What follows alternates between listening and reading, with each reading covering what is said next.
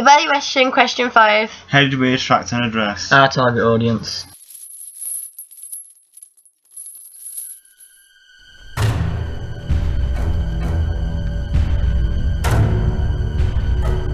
We decided to change our film into black and white instead of colour because we felt it would appeal more to our target audience because it seems to bring out the traditional old-fashioned horror thriller films such as Psycho, Dracula and Frankenstein.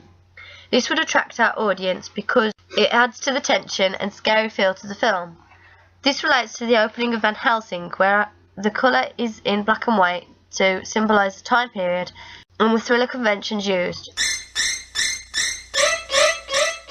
The sound builds the tension from the outset. It does this by using big bass drums to almost scare the audience and make them feel dominated. This also attracts our audience because it is a convention of building tension in thriller films. There is also a screeching noise in the background to keep the tension between each of the bass drum hits. This is also used in Psycho, which is another thriller horror, and used in jump scares to start all the audience into making them scream.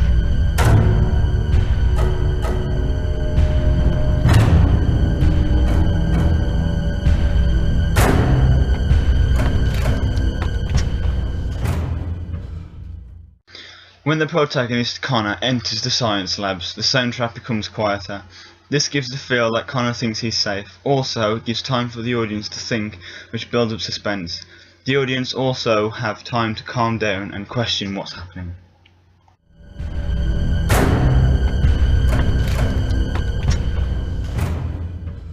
In the following clip, there is a faint screeching noise which builds up, but not revealing the source of the noise visually until the noise has become almost unbearable. It then resolves it with the shadow screeching across the screen.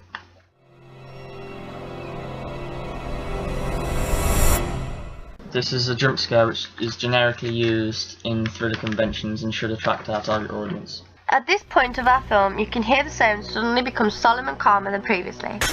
At the point when the protagonist finds the gun and the glass breaks, the music appears to both add suspense while representing the fact that Connor is now more in control with the gun than at the beginning of our film, when the music is a much faster tempo, showing how scared he is. Going back to the jump scare, it also attracts our target audience through showing the creature streak across the screen and then resolves it with a black screen. This attracts our audience because it is part of most thrillers and makes the audience want to say watch out because they know something that the protagonist does not.